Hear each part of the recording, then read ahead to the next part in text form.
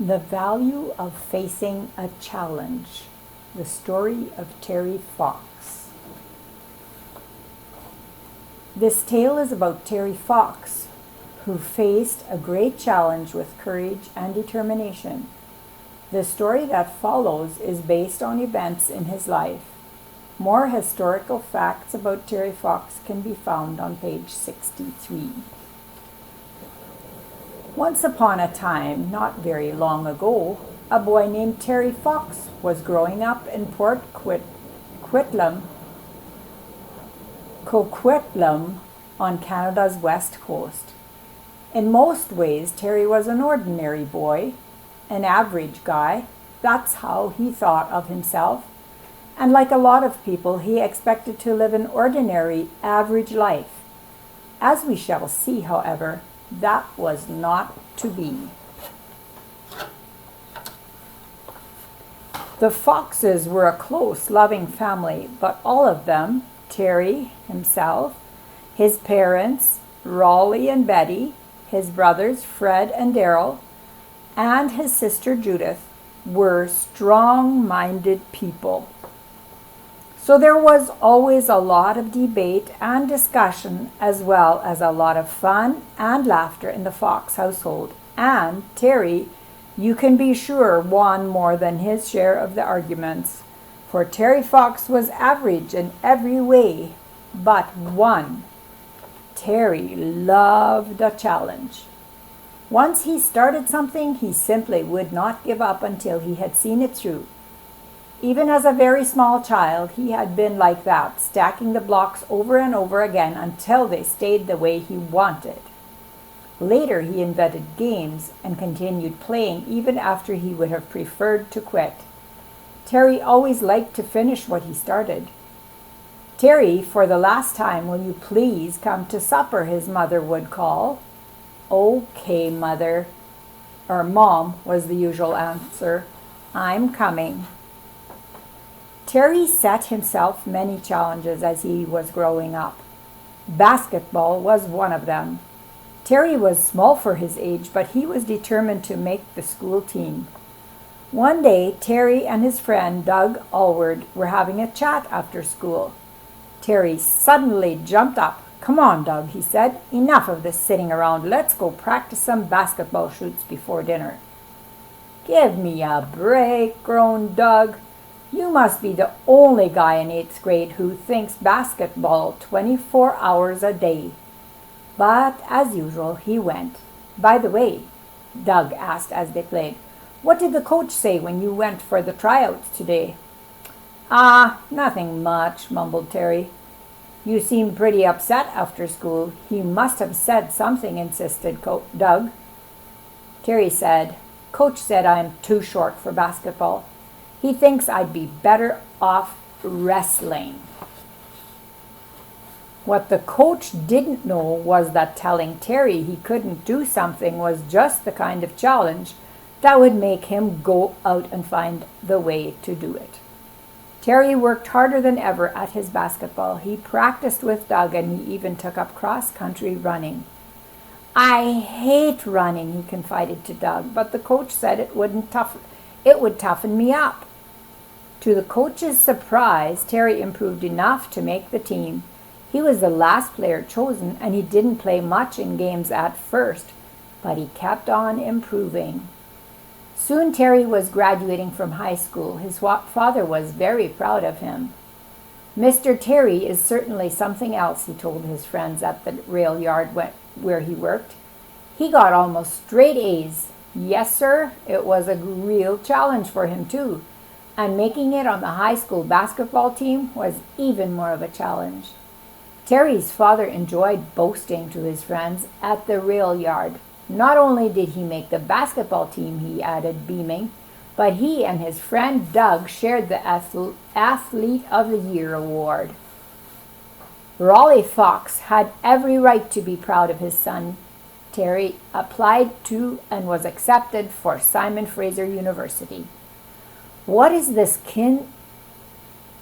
kinesiology you are studying?" his friends would ask him. "It's the study of body movement," replied Terry.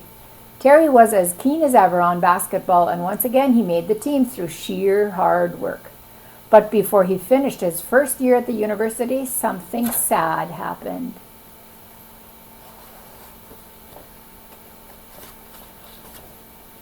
A pain in his right knee had been bothering Terry for weeks.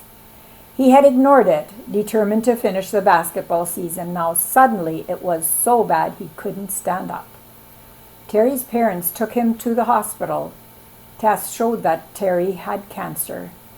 He was going to lose his leg. When the doctor told him, he cried. "But I can't lose my leg," he protested. "I'm an athlete." "I understand how you feel," replied the doctor. "Nobody could understand how I feel," Terry said quietly. Of course, Terry was right. Nobody really could, but they certainly tried. His family, his coaches, Doug, and his other friends all gave Terry wonderful support. Knowing that all those people cared really helped him, Terry said later. This was surely the greatest challenge Terry had ever faced in his life. And Terry did face the challenge with spirit and determination as always. Barely 6 weeks later, with an artificial leg and a cane in his hand, Terry visited his dad at work. Raleigh's friends were delighted to see Terry looking so well and were astonished by his courage. "You have quite a son there, Raleigh," they said. Raleigh didn't have to be told that. He knew it. "Come on, Dad, let's go play the game of pitch and putt you promised," called Terry. That same night, Terry thought about what had happened as he sat on the steps outside his parents' home. They're all really supportive, he thought, but it's funny. I am the one who has to cheer everybody up. Even Terry Fleming, my basketball coach, was really down when he came to visit me in the hospital. They don't understand how I feel inside. This is a new challenge and a big one at that, but I can do it. Then Terry pulled out a folded magazine article from his pocket. He opened the rumpled paper carefully. The article was from Runner's World, and the coach had given it to him in the hospital. It was about Dick Traum, who also had an artificial leg and who ran in the New York Marathon. Well, if he can do it, thought Terry, I can too. In fact, I'm going to do more than run in the New York Marathon. I have a dream, a challenge for myself, and I am going to run across the whole of Canada from sea to sea. It will be a marathon of hope, and all the money I can raise will go to cancer research. Do you think Terry could really do it? Marathon of hope is what he's thinking there. For the next 16 months, Terry was in and out of the hospital undergoing special treatment. His experiences at the hospital made him feel an even greater determination to fight cancer. Seeing the courage with which others faced the disease made him want to do something to help them.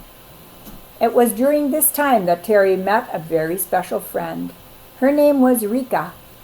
She was 20 years old, just like Terry, and as lively as Terry could be shy. Rika helped coach wheelchair volleyball players and had met Terry when he was playing wheelchair volleyball. Terry told Rika of his dream of running across Canada. "I think it's a wonderful idea," said Rika. "But you are going to need some sponsors." Terry agreed with her. "Why don't you write to some large companies and explain what you are trying to do," suggested Rika. "Great idea," said Terry. He got some notepaper out and started writing letters. He asked the companies to sponsor the Marathon of Hope in whatever way they could. Terry began to prepare for his marathon. He started by running short distances, but every day he ran a little longer. In 7 days, Terry was running a mile. One day, as Terry sat and rested after running, he suddenly thought he heard two little voices. "Hi there, Terry," they seemed to say. "Our names are Speedy and Spunky." Startled, Terry looked down to where the voices seemed to come from. He felt he was imagining things, for there on his running shoes were two smiling little faces looking up at him. "Don't be startled, Terry," they laughed. We just want to be your friends." Terry thought for a moment and said, "Well, faced with this challenge, I am certainly going to need my shoes to be my friends. You will have to carry me a long way." The two little faces smiled up at Terry. "Don't worry, we won't let you down. You will have a lot more training to do, but you are getting healthy and strong and running hard. You can do it, Terry." "Well, I am certainly going to depend on you, my friends," laughed Terry. To test himself, Terry entered the Prince George Marathon. He intended to run only half the distance, but Doug had different plans for Terry. "Come on, Terry, you can finish," nettled Doug, knowing Terry always liked the challenge. Doug nagged a very tired but excited Terry across the finish line. You did it, cried Speedy and Spunky as Terry smiled happily. One day when Rika was out running with Terry, they met a Canadian National Railways switchman who worked with Terry's dad. "Hi there, Terry," the switchman beamed. "How are you doing?" "Great," grinned Terry. "Thanks to the wheelchair you guys bought me, it has given me terrific mileage." "Yes, we hear you've been racing your friend Doug out at the track and playing wheelchair basketball. What's next?" Terry laughed. Rika piped in proudly. "Terry's on the Vancouver Cable Cars wheelchair basketball team. They came in first in the finals." "With Terry on the team, of course they did," sputtered Speedy and Spunky. "I ran 101 days in a row," admitted Terry with pride. "I might have done even more, but I promised Mom I would take Christmas Day off. It's all part of my training," he added, and then explained his plan to run across Canada to raise money for cancer research. The railway man couldn't believe his ears. "Why, Terry, that's crazy," he burst out. Terry sighed. "That's what Mom thought at first." "And what did your dad have to say?" "The whole family is with me now," answered Terry happily. "In fact, they have organized garage sales and a dance to raise money for living expenses along the way. They've been terrific."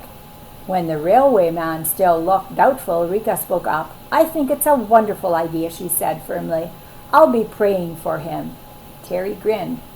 "And Doug is going with me. He wasn't a bit surprised when I told him. He just asked, 'When are we leaving?'" The day came quickly. After running 3,000 miles in training, Terry boarded a train for Newfoundland on Canada's east coast. He was ready to take on the challenge of a 5,300-mile run across Canada. The day Terry started his run, his family and friends watched him on television on the morning news. There were Terry and Doug in St. John's, Newfoundland. Doug was driving a van donated by the Ford Motor Company that used gas donated by Imperial Oil. The letters had worked. Several other large companies also helped Terry in whatever way they could. Even large companies understand a challenge. A company has to start from scratch too. Without the help of others, that can be hard. Speedy and Spunky understood that too. It was April 12th, 1980, and a cold, rainy morning. Terry told reporters his challenge was to raise $100,000 for cancer research. No, I think I said that number wrong. Well, I don't know.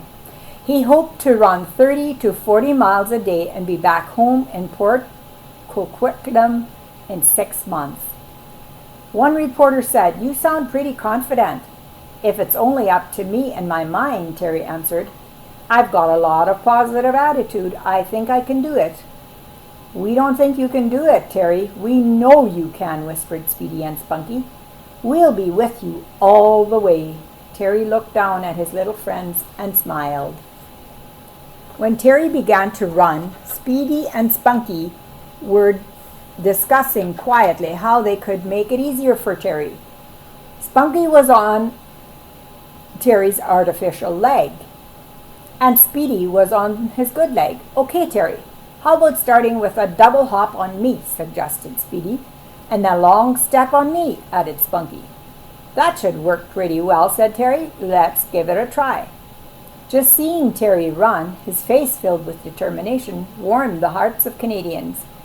People began inviting him into their homes for meals. In the first towns he ran through, donations poured in. In one town of 10,000 people, the donations came to a fantastic $10,000. $1 per person now became the dream Terry had for his Marathon of Hope. Things weren't all rosy, of course. Over the next few weeks, Terry had many disappointments. He would make it all the way from one town to the next, and often no one was waiting. And that meant no money for cancer research. Sometimes Terry got really discouraged, but Speedy and Spunky always found a way to cheer him up. "Come on, Terry, there are lots of other towns," they cried. Running was hard on Terry. One time he got dizzy and lightheaded because the strain on his heart was so great. That really scared him, but the reaction was typical of Terry. He rested a few minutes in the van, then went out and did 15 push-ups in the road and started running again. "Great," encouraged Speedy and Spunky. "Just remember, a double hop and a long step." Terry's Marathon of Hope collected $40,000 in Newfoundland. Children donated their allowances, and one group wrote a special song to welcome him to their school. Terry told them, "I bet some of you feel sorry for me. Well, don't. Having an artificial leg has its advantages. I've broken my right knee several times, and it didn't hurt a bit." The children laughed. They really liked Terry. Terry liked young people a lot, too. Again and again during Terry's run, young people joined in and ran with him. Terry sometimes turned on the speed and ran as fast as he could to show them just what he could do. They ended up tired and puffing. One newspaper, the Halifax Mail Star, wrote in an article on Terry on May 21st. The paper quoted Terry as saying, "People seem to forget what I am doing this for. They think I am running across Canada for some kind of an ego trip. It is a personal challenge, but I am trying to raise as much money as I can for cancer research. I need their support." Terry made steady progress, running on Prince Edward Island and then across New Brunswick. The donations kept coming, and Terry pounded out the miles no matter how tired he got. Just the running would have been hard enough on Terry, but he also had to attend press conferences and fundraising dinners after the day's run was over. Fortunately, Doug and Terry's little friends, Speedy and Spunky, were always there to support him. "I know you are tired, but these people are donating a lot of money to your cause. It gives them a thrill to see you in person. You owe them that," Speedy reminded Terry. Terry didn't really need reminding. He understood his responsibilities very well. He went, and most of the time he enjoyed himself. In June, Terry got a wonderful surprise. His younger brother Daryl joined him on his Marathon of Hope. Terry was delighted. Daryl was the joker in the family. "I'll bet you can't do this," chanted Daryl as he leaped into the air and clicked his heels. "I don't think I would try that if I were you," warned Spunky. Terry laughed. "I leave that sort of thing to Daryl." Having Daryl along really gave Terry's spirits a lift, especially on tough days. And there were still tough days. Days when they collected almost no money, days when Terry ran through pouring rain or hailstones the size of golf balls, days when he nearly got hit by cars. But there were good days too. In Montreal, 4 wheelchair athletes and a football star, Don Sweet, accompanied Terry through the streets to a reception at City Hall. The president of an international chain of hotels put the boys up in the luxury suite, and it was like nothing they had experienced before. "Look at these, will you?" marveled Daryl when their T-shirts came back from the laundry. "Each one is wrapped in paper just as if they were brand new." But it was the province of Ontario that the Marathon of Hope really got up steam. Hawkesbury, the first town inside Ontario border, welcomed Terry with cheers, balloons, and a brass band. He got a police escort with lights flashing. Two young bicyclists, Jim Brown and Garth Walker, met Terry in Ottawa, the capital of Canada. They rode 300 miles from Toronto in 23 hours to bring him more than $50,000 in cash and pledges that they had raised for the Marathon of Hope. The next day, Terry made the official kickoff at the Canadian Football League exhibition game. The crowd of 16,000 gave him a standing ovation. In Ottawa, Terry also met the Governor General of Canada, Edward Schreyer. You might think Terry dressed up for the occasions well. Terry wore his same old gray flannel shorts and his Marathon of Hope t-shirt. He wanted people to remember what he was running for, cancer research. He wore these clothes when he met Prime Minister Pierre Elliott Trudeau, too. In Ontario, Terry's spirits really soared. School children donated the money they raised by saving pennies and nickels from their allowances. Teachers matched the amounts their students gave. Even at dawn and in rain, people lined the highways waiting for him to pass. Bus drivers stopped their buses when they saw him. They collected money from their passengers to hand to Doug or Daryl. Terry would wave his thanks as he ran by. Radio stations and the Canadian TV networks were now covering Terry almost all the time. An American network also told Terry's story. They sent a crew to film him for the program, Real People. The show's hostess, Sari Purcell, ran with Terry as she interviewed him. The new challenge for Terry was the challenge of being a celebrity. He was exhausted, but the public wanted to see him. He was nearly mobbed in shopping malls. Everybody wanted to touch him, shake his hand, get his autograph. I am an ordinary guy out to challenge cancer. It is the Marathon of Hope you should be thinking about, not me, Terry would remind them. A wonderful surprise was waiting for Terry just outside the city of Toronto. Terry was tired and concentrating hard on his running. Suddenly, Speedy and Spunky cried, "Hey, Terry, look ahead!" Terry looked, and there were all his family standing at the side of the road. One of the city's newspapers had flown them in for a reunion with him. For the next few minutes, everybody was hugging and crying and laughing and asking questions all at once. Then, with his challenge foremost in his mind, Terry set off again, running with his spirits high, his fatigue lifted as if by magic. The next day brought another surprise. Bill Vigars, who was organizing the run through Ontario, had asked Terry if there was anything special he wanted done in Toronto. "It would be nice to meet Daryl Sittler and Bobby Orr, my hockey heroes," Terry replied. Mischievously, Bill now told Terry that it looked as if Sittler wouldn't be able to make it.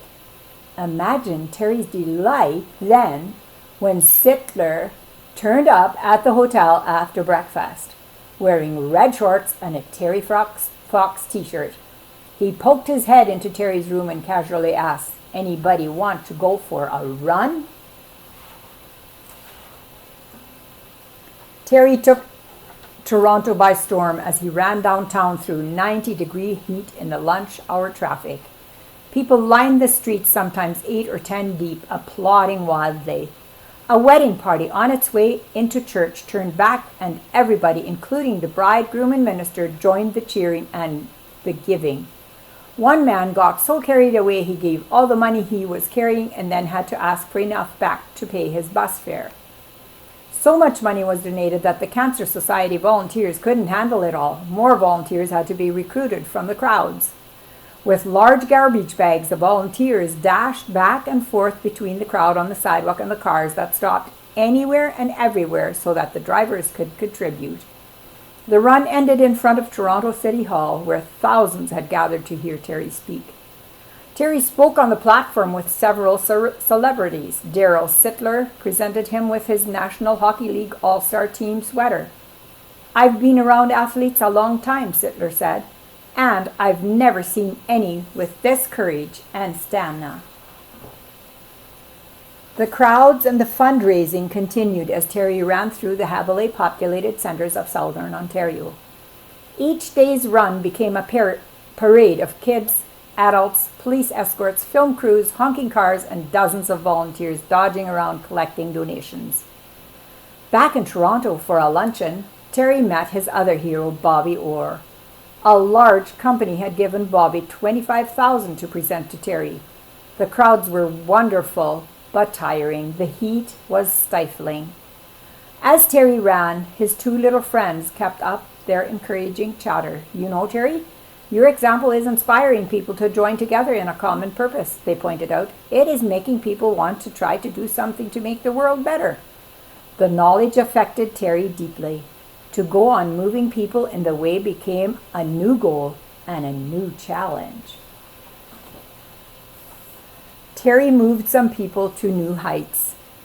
The inmates of the penitentiary, for example, raised $900 by washing cars for the Marathon of Hope.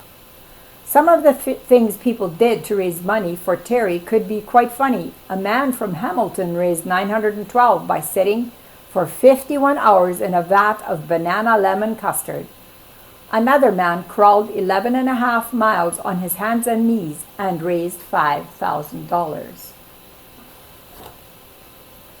The pressure on Terry eased up when he left southern Ontario. The days were cooler. There were still crowds and dinners and lunches to be faced, but the towns were smaller and farther apart. Terry arrived in the town of Gravenhurst, Ontario, in time for his 22nd birthday. And what a birthday surprise Gravenhurst had for him. In the town of 8,000, the citizens donated $14,000. That was almost double Terry's dream of $1 from each Canadian. Terry got birthday telegrams from everywhere. One from his home province of British Columbia had 1,000 signatures.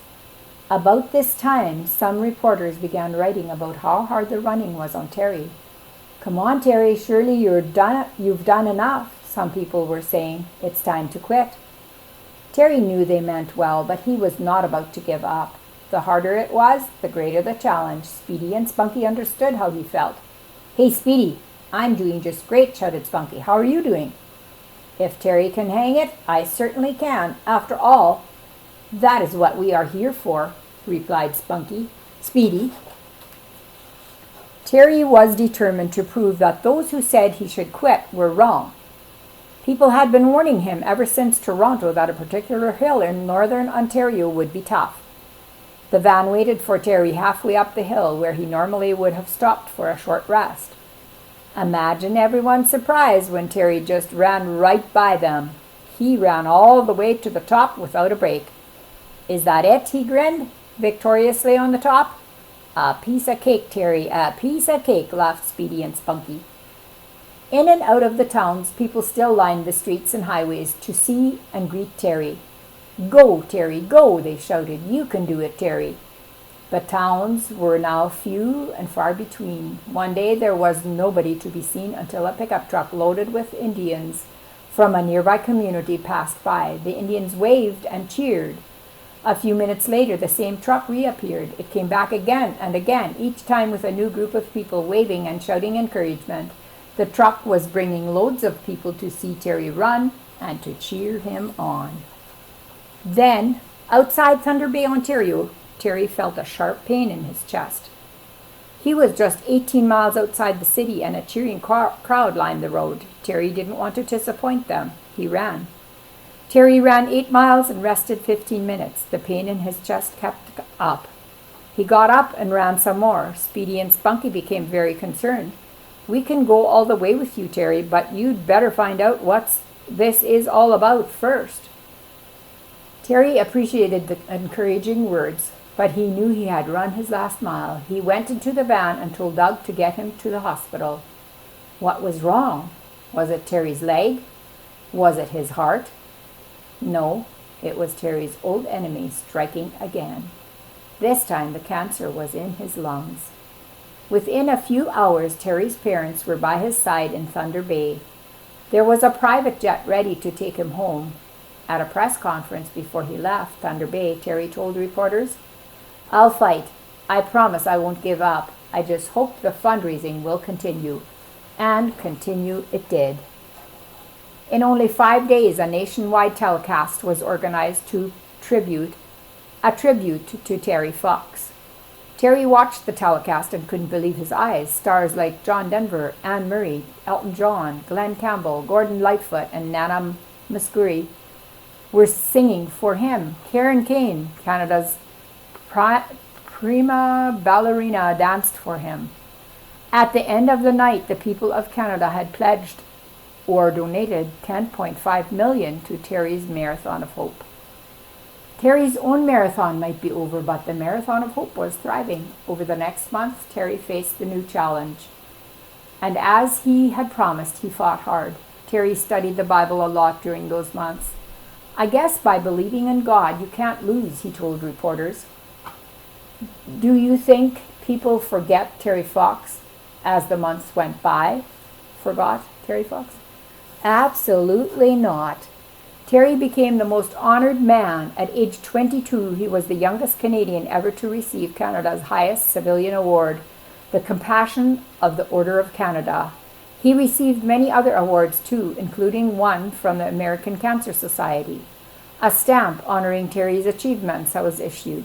His portrait was enshrined in the Canadian Sports Hall of Fame. September 13 was designated as Terry Fox Marathon of Hope Day. Every year on that day, Canadians would run, jog, or walk 10 kilometers, 6 1/4 mile, to raise money for cancer research. Thousands of letters and messages poured in to Terry from people from all over the world. Some were from important people like Pope John Paul II and the President of the United States, Jimmy Carter. Most were from ordinary people whose hearts were touched by Terry. Some were simply addressed to Terry Fox, General Delivery, Canada. Terry Fox died on Sunday, June 28, 1981. It's hard not to be sad about this, but the important thing to remember is what Terry did with his life. He never let himself sit around and be sad. Instead, he went out and met the challenge. Terry didn't reach his goal of running across Canada, but he did reach the goal that was most important to him. He made millions of people all over the world aware of the need for cancer research. He raised more money than he had ever hoped he would. Dreams are made if people try, Terry said. Well, he certainly proved it. He proved that the individual, the ordinary, little guy, can make a difference. If you accept the challenge to give your best to no matter what the odds against you, then you too can make a difference, just like our good friend Terry Fox. The end.